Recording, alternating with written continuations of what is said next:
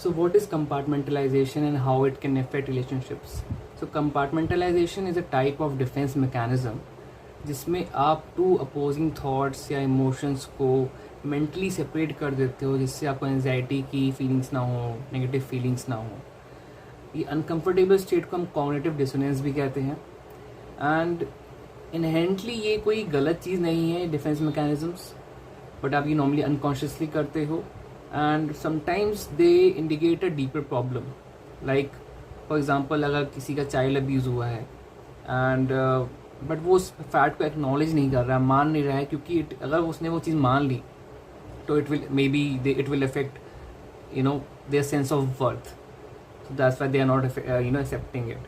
So that's how this defense mechanism comes into play. How it affects relationships. For example, you have a boyfriend or girlfriend, जिससे आप बहुत खुश हो, वो आपके साथ खुश हैं, they claim to be happy with you, and suddenly they wake up one day and say कि I'm not happy, या फिर ये टॉपिक है जिसमें मैं खुश नहीं हूँ, I want to break up, I want to divorce, I want to go away.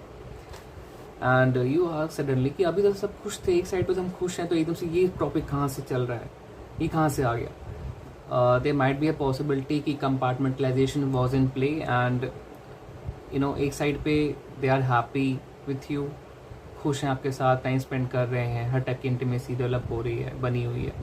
But on the other hand there might be a certain topic जिसको उन्होंने साइड में रख दिया हो, इमोशनली सप्रेस कर दिया हो, कंपार्टमेंटलाइज कर दिया हो, जिससे वो आपका खुश रह पाए. But sometimes when they come to this topic comes to surface, तब फिर वो बात होगी कि they are not happy with you, they want to break up with you, and that's how it can affect relationships. Also trauma के time पे भी ये डिफेंस मैकेनिज्म आ जाता है कि किसी का कोई बहुत ट्रॉमा हुआ तो वो साइकिकली एक वॉल्स बना देगा अपने दिमाग में कि उसको ये चीज़ें याद ना रहें, क्योंकि अगर उसको ये चीज़ याद आएंगी तो उसको अनकंफर्टेबल फील होगा, उसको एंजाइटी फील होगी, उसको हर टाइप के नेगेटिव इमोशंस फील होंगे. तो टेक्निकली वो बचा रहा है आपको, but in the long run it can harm you.